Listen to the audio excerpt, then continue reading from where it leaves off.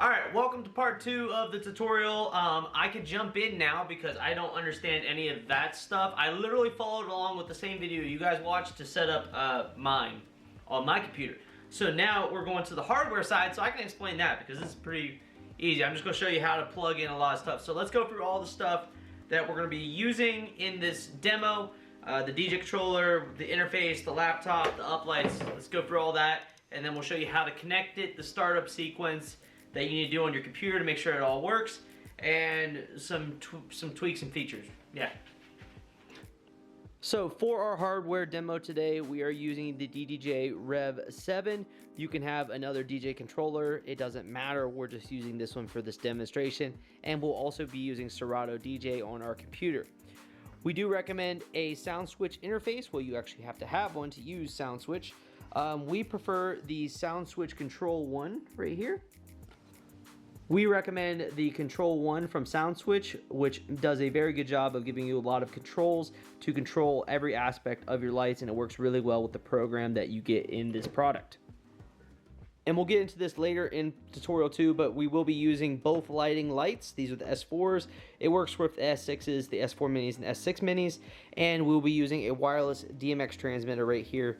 More details on that later in the video, but first, we're going to discuss how you start up all this so that everything is synced correctly. So the first thing you're going to want to do is plug in your DJ controller, leave your Soundswitch Control 1 unplugged.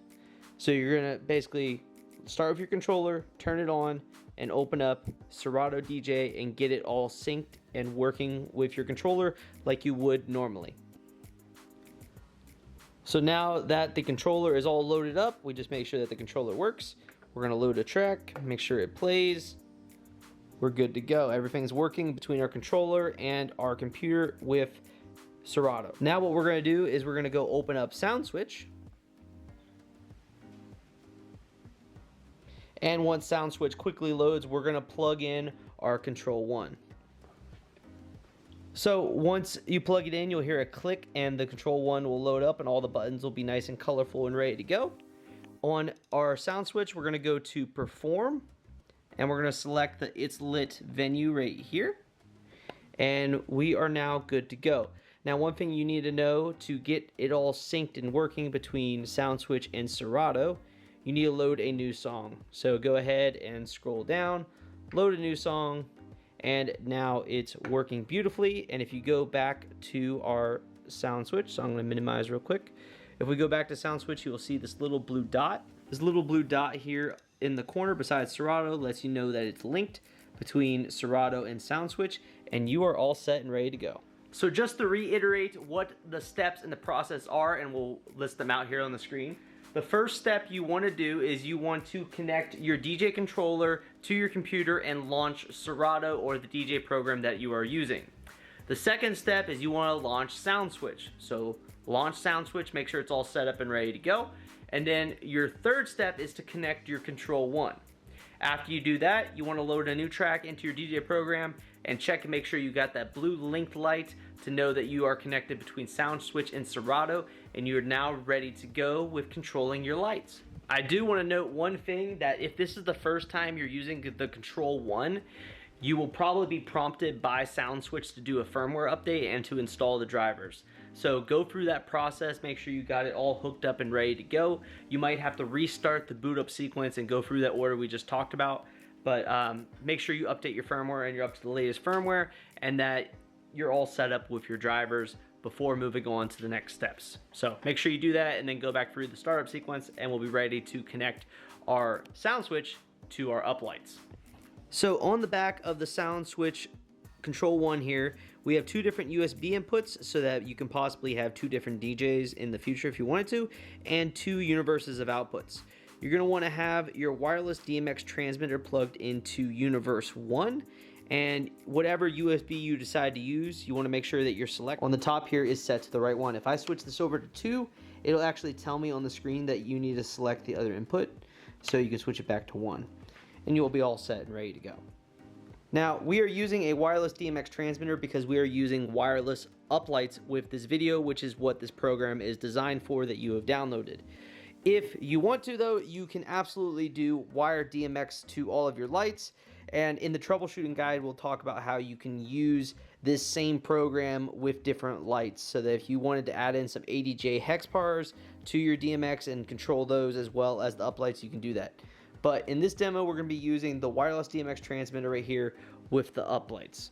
If you need more details on wireless DMX transmitters, I have a full video and it will be linked in this PDF file that you can go check out, where I made a whole video on donor wireless DMX, how it works, how it connects to the lights, how it all works, how you sync them, how you set your group color channels.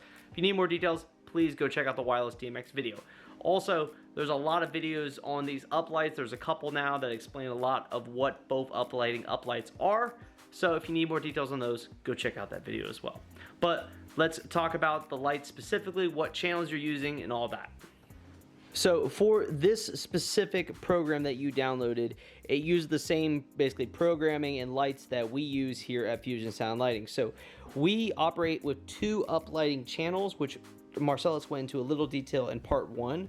So you need to have your uplights set to 253 and 243. So you basically create 2 groups.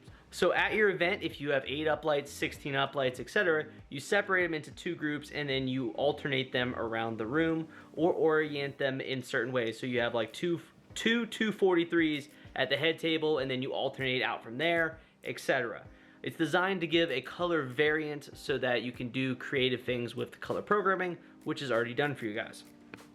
So in terms of programs, now you guys are probably wondering, what do all of these buttons do? So Marcellus is going to explain exactly what every single one of these buttons does on the Control 1. So starting off, you got your most important things, your banks. These are where you're going to control all your auto loops and your static scenes. So your first bank is your 2-color bank. Your second bank are 3 colors. Your third are more of the complex scenes. And then bank 4 is all of your fades.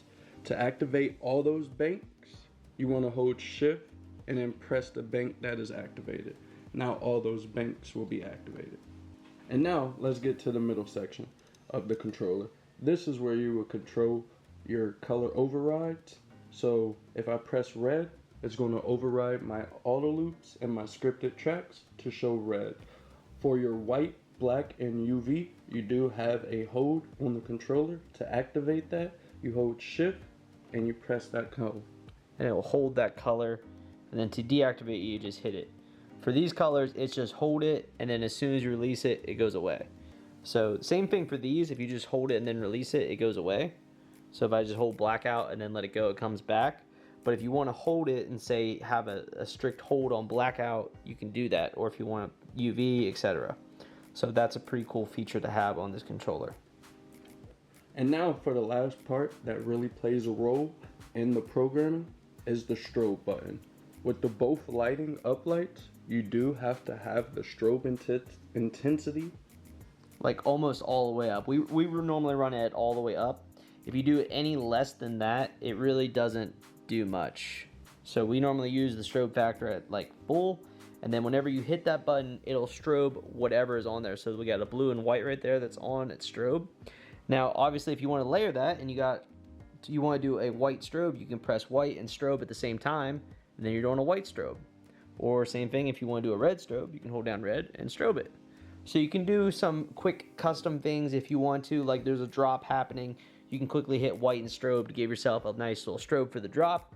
But otherwise, you'll just let the auto functions that are syncing with the music you're playing take care of most of the work. So yeah, that's pretty much the main functionality you're going to be using, is either these 2 color combinations, 3 color complex, or fades. So like Marcella said, you literally can just tap one of these buttons and it goes to one of those sequences, and the lights will bounce around based on the music you're playing in a 2 color, 3 color, complex, or a fade. They're all different in those ways. If you want to do dedicated where it's just all fades and it randomizes, you just press bank 4 and then it'll be all fades. So a lot of times at events, this is what I'm doing, is I'm just pressing a bank because I wanted to do some 2 color combos. I wanted to do some crazy complex stuff because we're playing high energy music, or I'm playing a slow song, so I wanted to go to a fade, and then I can specifically click one here. The last thing we really haven't covered is over here. And there's two things. And that right here is this little fader over here on the side. And what that fader does, it allows you to control the brightness of the light. So if you want to bring down that intensity or the brightness, you just lower the fader. And you can bring them down all the way to none or bring them up a little. So right there I got it on 3. It's on like a 30% brightness. And I can bring it all the way up, bring it all the way down. So if you need to adjust the brightness on the fly, you can do that. Now, the last part we haven't covered is static looks. So you're probably thinking, how do I set a set color? So to access your static looks, you're gonna go to right here. You're gonna tap auto loop to go to the static looks. So if I tap that, auto loop will now flash to let me know I'm in the secondary mode, which is static looks. And the button colors will change. So if I go back to auto loops, the button colors are different. So that way you have a quick reference to know if you're on one or the other compared to just looking at the light.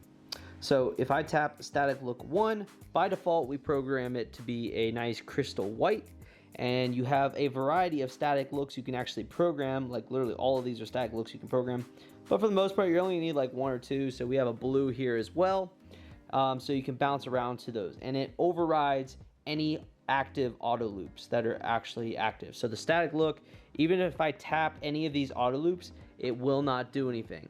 Now, if I do touch a color override, the color overrides will override everything on there. But if you have a static look active, it overrides all of your auto loops.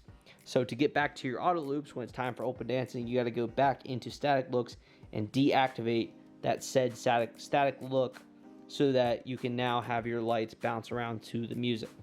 So for you guys that do weddings, a lot of times we have to set colors for when the guests come in. So like during dinner, during cocktail, we want a set color. We don't really want the lights to be bouncing around to the music unless you got some awesome clients that want that.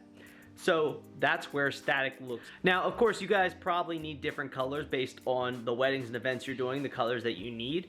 So to learn how to set your static colors, if you go to the troubleshooting video, which is the 3rd video in this series, the troubleshooting video part of it, we'll talk about how you change those static look colors. So on the fly at your events, you can quickly adjust those colors. It's very simple to do, and if any of you guys have touched normal like Chave, Show, Express, DMX, this is actually even easier because they give you a cool little color wheel and it makes it super easy. But that right there is part 2, going over everything you need to know with how to set up the hardware side of this.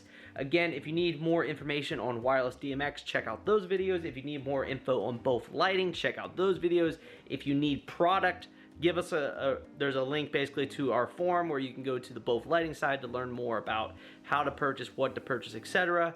And of course, if you have any questions, shoot us an email. Thank you guys so much for purchasing our Soundswitch product, and I hope that we can help you guys further with making DMXing and lighting cool at your events. Marcellus, anything? Hey, appreciate you all. Hope you enjoy. Feel free to give me feedback so I can upgrade it and make it better for you all. Thank you guys.